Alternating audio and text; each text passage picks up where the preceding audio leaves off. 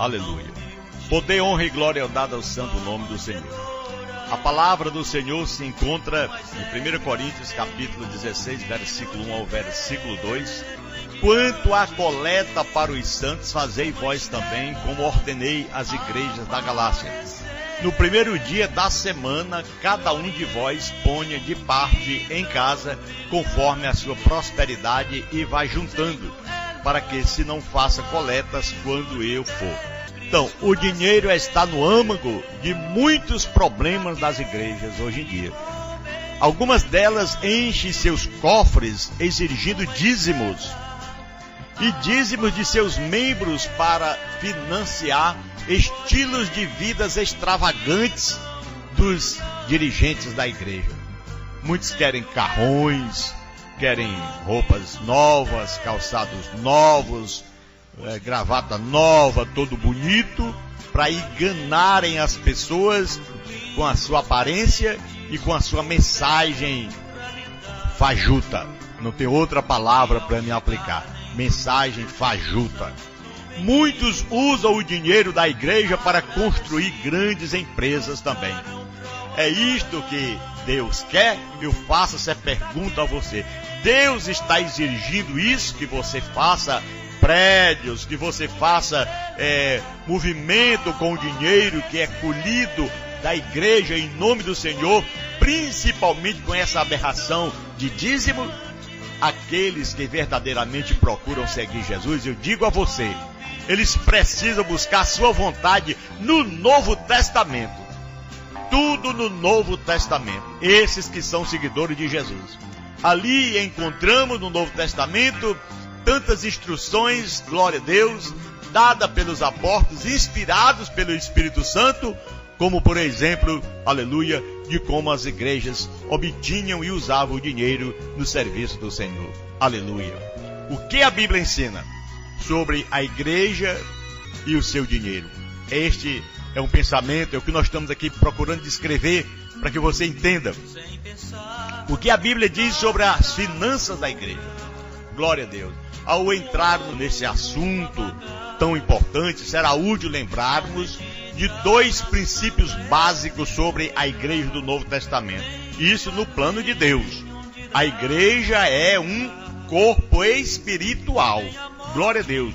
Como uma missão espiritual. Essa é a missão espiritual.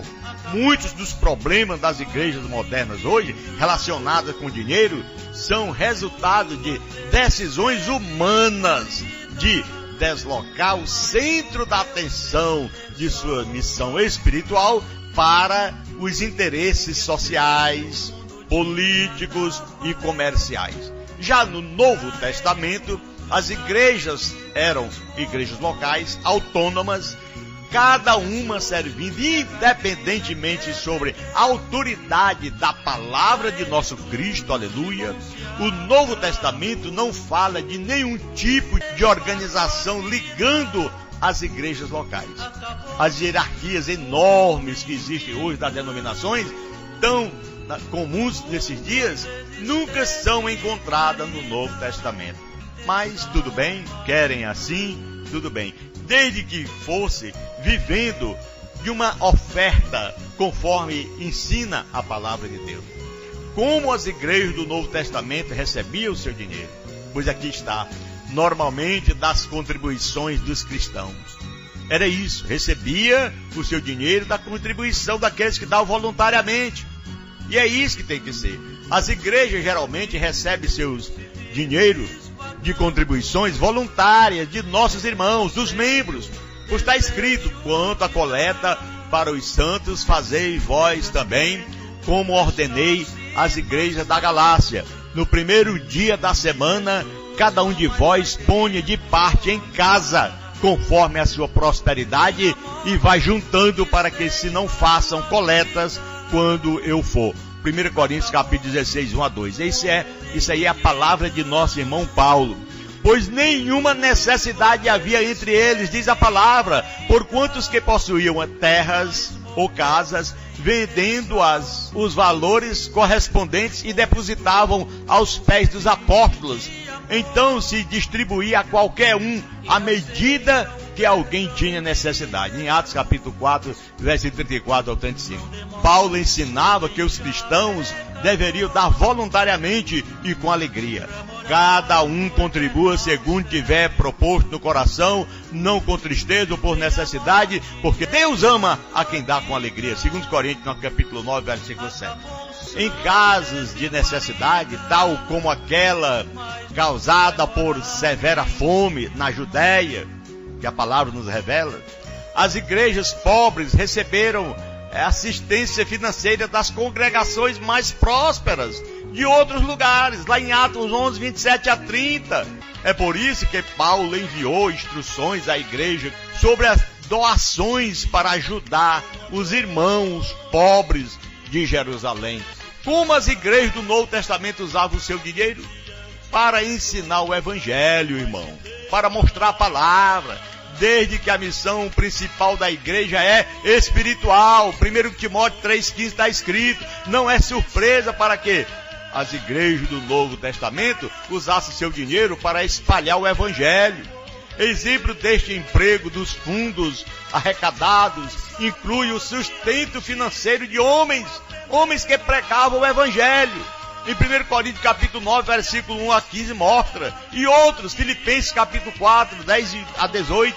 Irmãos, o evangelho está cheio de registros que mostram que eram arrecadados os salários dos nossos irmãos, daqueles que davam a sua condição financeira aos homens para pregar o evangelho, que serviam como presbítero na igreja, em 1 Timóteo 5, 17 a 18. Então isso era necessário e é ainda. Você tem que ajudar o trabalho de Deus com a sua oferta. Isso é lógico, isso é santo, isso é maravilhoso. Deus abençoa aquele que dá com alegria. Agora, dízimo hoje é o quê? Eu só tenho uma palavra para você descrever o que é dízimo hoje: maldição. Dízimo é maldição. Eis aí a situação de muitos que estão pagando dízimos e cada dia que se passa fica pior. Ah, mas tem alguém ali que eu vejo que está enricando, está ficando. Tudo bem, mas depois ele vai pagar caro porque foi ensinado pela palavra de Deus e não obedeceu. Jesus diz: vós sereis meus amigos se fizerem o que eu vos mando. Para acudir os santos necessitados daquele tempo era a oferta.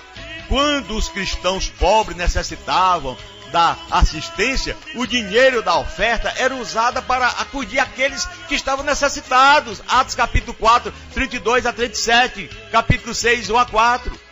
Então, o que Deus autorizou para os nossos dias hoje? Então, o que nós temos que fazer? Qual a nossa situação hoje diante de Deus para que possamos ser felizes e tornemos-nos cada dia mais obedientes ao nosso Deus? Desde que a Bíblia registra tudo o que precisamos saber para servir a Deus de modo aceitável, conforme 2 Pedro, capítulo 1, versículo 3 e outros, aqueles que hoje procuram servir ao Senhor praticarão somente o que é autorizado no Novo Testamento. Nada de Velho Testamento.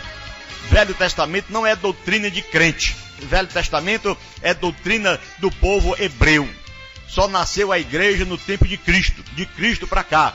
Então, doutrina para cristãos está exatamente no Novo Testamento.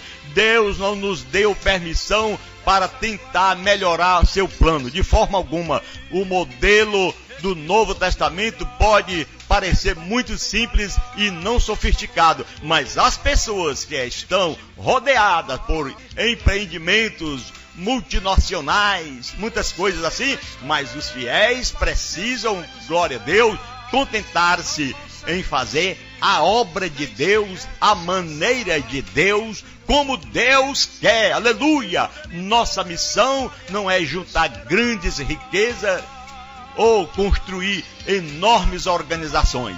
Nossa missão é servir Jesus, aleluia, e mostrar a outros como fazer o mesmo. Então, o verdadeiro cristão do dia de hoje não estarão interessados em competir com o mundo, mas simplesmente procurar agradar ao Senhor Jesus, que nos comprou das trevas para a sua maravilhosa luz. Aleluia. As igrejas que seguem o modelo do Novo Testamento receberão seu dinheiro de contribuições voluntárias dos cristãos. Isso de cada membro. Nos casos em que há mais irmãos pobres do que a congregação é capaz de ajudar, então eles podem também receber assistência de outras congregações. Aí sim, se for o caso. Então este dinheiro será dedicado à obra de Deus, que Deus autorizou. A principal missão da igreja sempre será espiritual. Ela é espiritual, alcançando os perdidos, aleluia, e dedicando-se à salvação para as pessoas, levando a paz aos salvos. Os recursos financeiros da igreja serão usados para cumprir sua missão de proclamar a pura mensagem do Evangelho. Quando há casos de necessidade entre os discípulos, a igreja pode usar o dinheiro ofertado para dar assistência, aleluia, quando as igrejas mais prósperas sabem de tais necessidades. Nas congregações mais pobres, aí sim, elas podem fazer isso, entrar em ação com as igrejas, como na igreja de Galácia, né, da Macedônia, da Acaia, que fizeram, ou seja, enviar dinheiro para ajudar seus irmãos mais pobres, aleluia. 1 Coríntios 16, 1 a 2, 2 Coríntios capítulo 8, versículo 1 ao versículo 4, capítulo 9, versículo 1 ao versículo 2. Meus irmãos, a Bíblia está cheia de maravilha de Deus acontecendo na vida daquele que quer servir ao Senhor. Agora, na vida daquele que quer roubar, iludir a pessoa, aí tem muito, aí é diferente. Já examinamos o modelo, então, encontrado nas Escrituras. E o que se nota é que as igrejas de hoje estão autorizadas a receber e usar seu dinheiro no modo que as igrejas do Novo Testamento faziam antigamente. E não tem permissão de Deus para fazer mais do que isto. Aqueles que vão além da palavra de Cristo para fazer o que não foi autorizado, pecam contra Deus. 1 Coríntios capítulo 4, versículo 6 diz que ninguém que vai além da palavra de Deus prosperará no caminho santo do Senhor. E ainda segundo João versículo 9, aquele que prevarica é um homem que não compreende, que não tem o Espírito de Deus. Em resumo, basta dizer que podemos fazer o que Deus permitiu e nada mais. Não precisa ir além. Mas eles estão lá. Como? Se não der o dízimo, não vai para o céu. Só vai para o céu se der o dízimo. Não é assim que eles fazem? Não é assim que eles ensinam? Meu irmão, este é o grande problema. Ninguém está mais autorizado em pleno século 21 dar dízimo de forma alguma. Até porque quando você dá dízimo, você está entrando em maldição. Segundo o que diz a palavra de Deus, da graça caiu, separado está de Cristo. Meu Deus do céu, separado de Cristo, caído da graça. Quando você se justifica pela lei, a lei de Moisés, a lei dos dízimos, a lei do Velho Testamento, a lei do Antigo Testamento, a lei dente por dente, olho por olho. Meu irmão, ouça a palavra de Deus com alegria. Se lembre que Jesus Cristo veio para dar vida e vida em abundância. Diz a palavra: julgai todas as coisas, retende o que é bom, abstende-vos de toda forma de mal. O homem tem que analisar, ele pode conhecer, ele lê e relê, observa, aí Deus fala com ele, e ele tem que cumprir o que está escrito na palavra de Deus para hoje. Aqueles que eram daquela época pagavam, esses que são de hoje não tem como.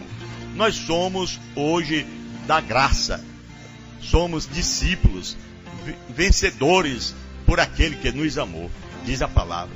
Aqueles que amam o Senhor não temerão uma investigação aberta e honesta de suas práticas. Glória a Deus. E abandonarão, ele abandona alegremente qualquer coisa que Deus não aprovou. Então, quando você é um católico, você tem medo de deixar de lado a sua religião, tem medo de falar mal de Maria, de José, de Antônio, quem quer que seja. Quando você aceita Jesus, meu irmão, você fica feliz. Sabe por quê? Você sabe, só Jesus salva, só Jesus cura. Se tem outro, é mentiroso. Se tem outro, é um elemento que não tem fundamento bíblico. O único que salva chama-se Jesus Cristo. 1 Timóteo capítulo 2, versículo 5, está escrito. Porque há um só mediador entre Deus e os homens, Jesus Cristo, homem. Então, quando você também chega ao pleno conhecimento da verdade, você não tem medo. Você vai, prega a palavra de Deus, repreende, seja lá quem for, e diz: só Jesus salva e ninguém tem que pagar nada, é de graça. Jesus morreu na cruz para nos salvar, e todos aqueles que recebem dízimo e cobram dízimo, fazem esse tipo de coisa, são ladrões, ladrões cruéis. Porque diz a palavra de Deus de Isaías. Ali mostra que, na verdade, eles chamam de cachorros gulosos que nunca se fartam de comer, nunca se fartam de buscar os interesses do ventre. Isaías, no capítulo 56 e versículo 10, está escrito na palavra do Senhor. Aleluia. Amados irmãos, diz assim, glória a Deus: os guardas do meu povo são cegos, eles não veem nada, todos são como os cachorros mudos que não podem latir, estão sempre deitados, dormindo, são uns preguiçosos que só gostam de dormir e sonhar. Estes são cachorros, são gulosos e sempre querem mais comida. Os pastores do meu rebanho não entendem nada, todos seguem os seus próprios caminhos e procuram os seus próprios interesses. Eles dizem uns aos outros: vamos procurar vinhos e cerveja e cair na bagaceira, na bebedeira. Amanhã faremos a mesma coisa e ainda mais do que hoje. Esse é o ventre guloso daqueles que enganam, desse tipo de pessoas que a Bíblia descreve como cães gulosos que nunca se fartam, sempre vão estar buscando o seu próprio interesse. Por isso temos que estar de acordo com a palavra de Deus, levando a palavra do Senhor sem medo de errar, sem medo de ninguém, sem medo nem do diabo, em nome de Jesus. A igreja, glória a Deus, proprietária de negócios, longe da ênfase espiritual da igreja primitiva, é o que nós vemos hoje que acontece aí. Algumas igrejas possuem e operam tudo, desde redes comerciais, de televisão, até loja de roupa. Eles ficam vendendo nos púlpitos da igreja, buscando o dinheiro contribuído pelos membros, investidos em negócios para sustentar os demais programas das igrejas. Este pode ser um modo eficaz de aumentar as rendas, mas não é uma coisa bíblica. E eu chamo a sua atenção: a mudança de foco de coisas espirituais para coisas políticas e sociais, aí está acontecendo. É claro que cada seguidor individual de Cristo tem responsabilidade, deve ter, de praticar a justiça e ajudar aqueles que estão necessitados, sim. Além disto, a igreja tem responsabilidade de ajudar cristãos necessitados, segundo Coríntios 8, 1 a 4, e está também dizendo que a igreja no Novo Testamento não eram instituições sociais que tentavam sustentar todo mundo. Nem era seu trabalho ganhar poder político ou providenciar divertimento ou alguma coisa parecida. As igrejas do Novo Testamento se dedicavam claramente a uma missão bem mais importante, o que? A salvação, aleluia, e a preservação das almas eternas. Que continuemos, meus irmãos, nessa dedicação, tá bom? Vamos ficar por aqui. É coisa demais a gente for falar o que nós temos que falar aqui, é coisa mesmo que traz atenção. Substituindo o plano de Deus pelas organizações e planos humanos, dá certo isso? O plano da Bíblia é simples. A igreja local é suficiente para cumprir a obra que Deus deu para fazer os homens fazer aqui na terra. Não encontramos igrejas planejando grandes obras e depois pedindo fundos de outras congregações para completar seus planos. Cada igreja local era suficiente para cumprir sua missão dada por Deus. Então tem que ser a mesma coisa hoje. A mesma coisa hoje. Caso contrário, está tudo fora do contexto bíblico. Fazendo a obra de Deus à maneira do Senhor. Quando buscamos servir ao Senhor nas igrejas locais, vamos nos contentar em fazer a obra de Deus como Ele instruiu. Cada esforço para melhorar o plano de Deus mostra o quê? Falta de fé na pessoa de nosso Cristo e na absoluta suficiência da sua palavra. É isso. Vamos, meus irmãos, confiar no nosso Deus e vamos amar o nosso Deus bastante para obedecê-lo. Então, meu irmão, ficamos por aqui. Vamos orar ao Senhor. Você que está nos ouvindo, preste atenção. Esta é a palavra do Senhor. Nada de ninguém tem que pagar nada. Viva o Evangelho. Viva a palavra do Senhor. Viva momentos felizes aqui na terra sem nenhum medo de errar. Você diz: tenho Jesus no meu coração e Ele me salvou de graça, e de graça eu vou continuar vivendo pela palavra de Deus e vou contribuir quando eu puder e quiser, porque esta é a vontade do Senhor, segundo o meu coração. Senhor, nosso Deus e nosso Pai que estás no céu, graças te damos ao Senhor por mais uma oportunidade que tivemos de estar pregando a Tua palavra, que o Senhor venha fazer grandes obras, grandes realizações na vida de todos aqueles que nos ouvem. Senhor, obrigado, meu Pai querido, por todos os nossos irmãos que nos ouvem, todas as pessoas amigas, que o Senhor venha fazer esta obra, meu Pai, por liberdade dessas pessoas, Senhor, retirar essa maldição de dízimo, Senhor, e que eles tenham o coração voltado para o Senhor, conforme a Tua palavra, conforme o Senhor ensinou, conforme o apóstolo Paulo ensinou, e nada de profeta, pois o Senhor mesmo disse, Pai, aleluia, a lei e os profetas duraram até João, daqui para frente se prega força para entrar no reino dos céus. Obrigado, meu Pai, por tudo e por todos, no nome de Jesus, desde agora para sempre. Amém.